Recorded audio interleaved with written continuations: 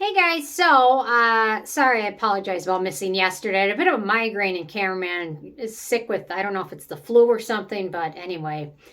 Didn't record yesterday, but here I am today. And Neutrogena did some exciting updates on a few of their products, and I just thought I'd talk about them. Their Hydro Boost Gel, which I've reviewed, and a lot of people absolutely love it. They did a major upgrade on it, and I'm kind of impressed, so I'm going to test it out. And they upgraded their Hydro Boost Serum. And they upgraded these in some exciting ways. So let me get started. I'm going to start out with the serum, and then I'll get to the Hydro Boost because I'm going to try them both on. But anyway, so the serum, they added some exciting ingredients in here.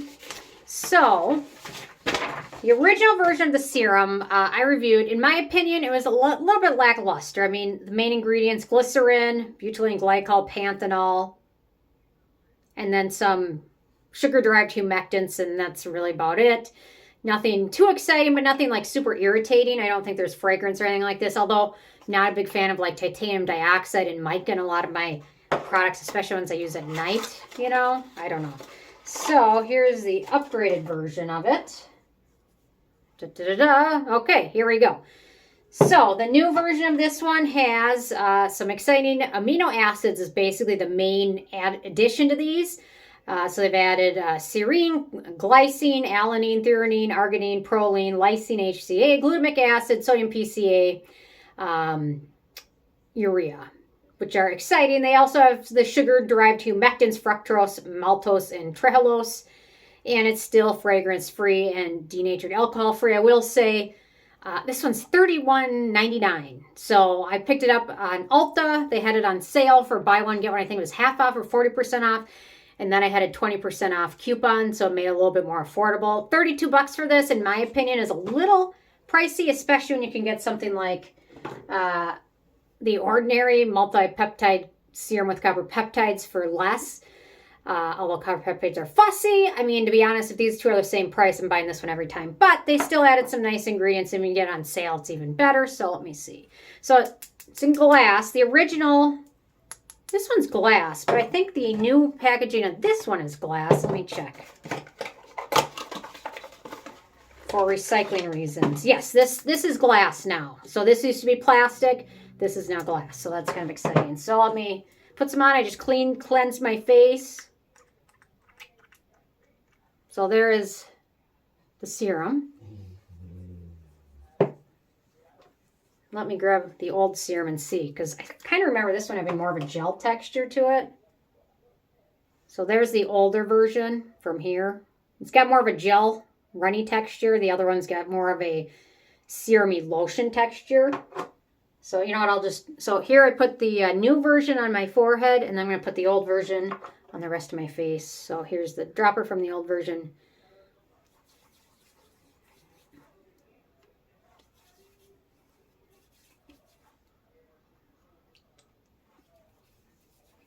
I kind of like the texture of the older version a little bit better, but the ingredients on the new one are much more exciting.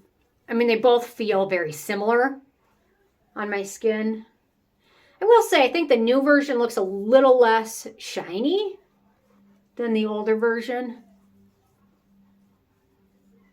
And to be honest, the ingredients are much more exciting. So hands down, the new version is going to be better.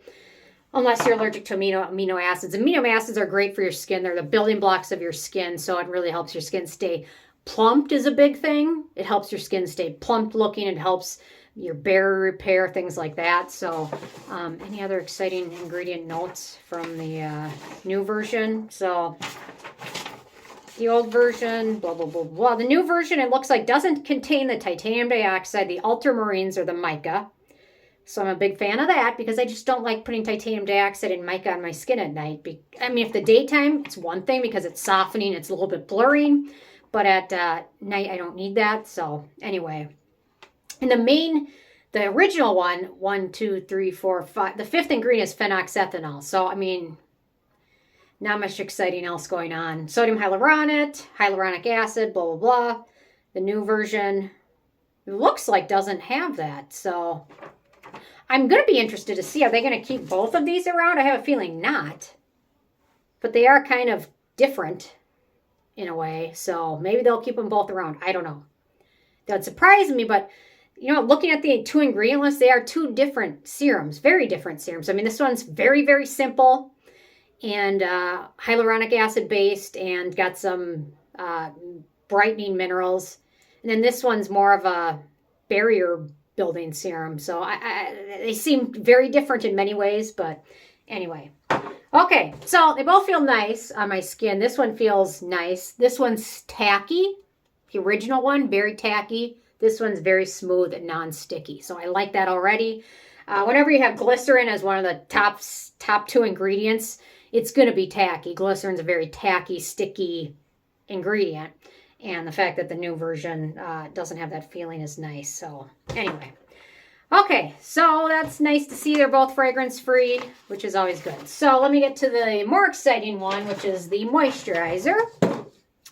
And I'm happy to see it's not a giant plastic. I mean, because like this whole thing, most of this is just plastic packaging. I mean, the actual product inside is not very much.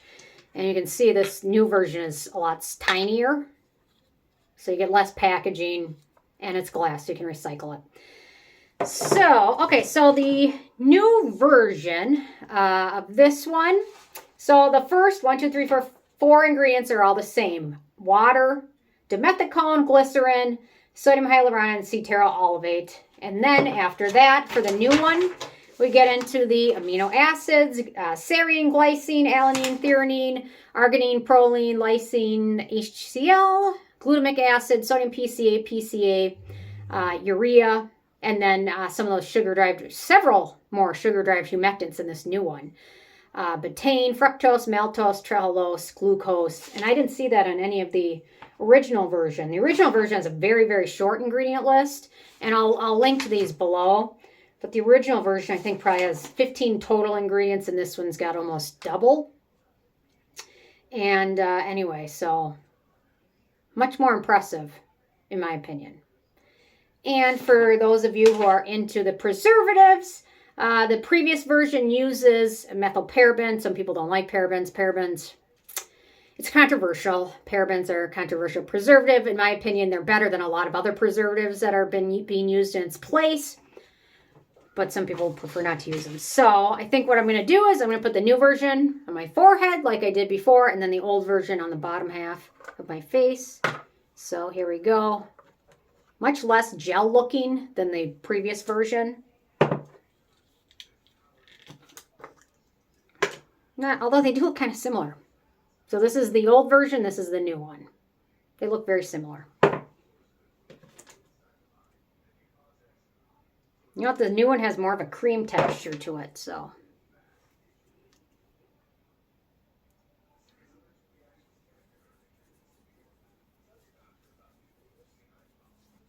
Yeah, it feels nice on my skin. It feels really nice.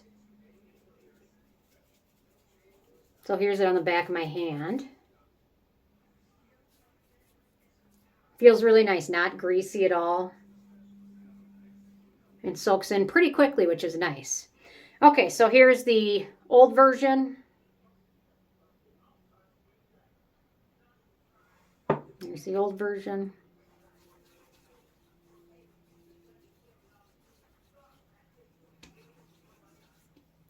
That one feels nice as well. Here, I'll do it on the back of my hand too, so you can tell better.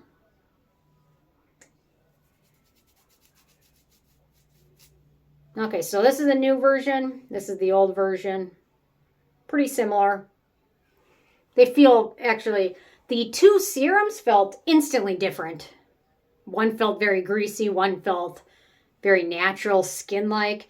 The moisturizers, to me, they don't feel as different as the serums do. So, I guess I'm going to finish it up with the new version on the other side of my cheek. But the serums definitely had a different feel to them. The moisturizers, not too much. Although maybe it's because I'm laying it on top of the serum. So maybe I should rinse that off quick and then see if there's a difference. Let me do that. Hang on. Okay. Getting down to the nitty gritty.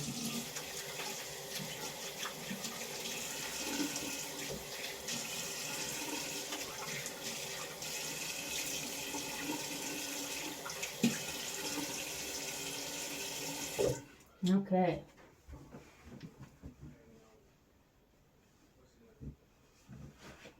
Okay. There we go. Getting into some real heavy scientific testing. Okay, so now I'm just going to do it like I did before. The new version on my forehead and the old version on the rest and see what we come up with.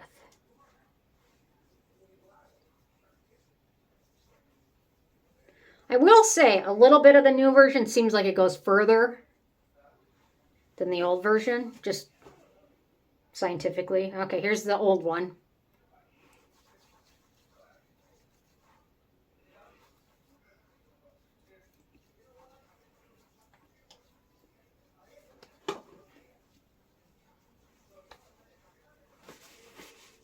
Okay, in terms of texture, they're very, very similar. There's really no scent with either of them. I'm going to give this one 10 more seconds to soak in, because this one already feels different. This one feels very natural. It doesn't feel greasy. It doesn't feel sticky. In the new version, still feels a little sticky. It doesn't feel so much sticky as it feels, has more of a slip to it, which I guess maybe some people like. But the new version has no slip. It feels more natural. I guess that's my conclusion. Yeah, I just based on the feels, the new version I like better. So anyway. And maybe I'm partial because I saw the ingredient list and know it's better for my skin. So that could be too. You know what? Nobody's totally objective about anything, no matter what. We all have our biases that we don't even know exist. So that's why all this is interesting. So anyway, definitely shinier and stickier, more natural. So there we go. My scientific findings on the new Neutrogena goodies. Da-da-da-da! Lots of them. Woo! Good deal. Okay. Anyway, interesting from you guys. I know a lot of you guys probably are fans. The Hydro Boost is a good dupe for a lot of different things, especially the most prominent probably being the Clinique Moisture Surge in the pink jar. It's probably the closest dupe that people use for that one, and it's much more affordable, but still, sadly, not cruelty-free, which is a bummer, because if I'm going to find a dupe for something, I'd rather find something cruelty-free if I can help it. So anyway, leave comments and thoughts, and I will see you guys more tomorrow. Thanks so much. Bye, guys.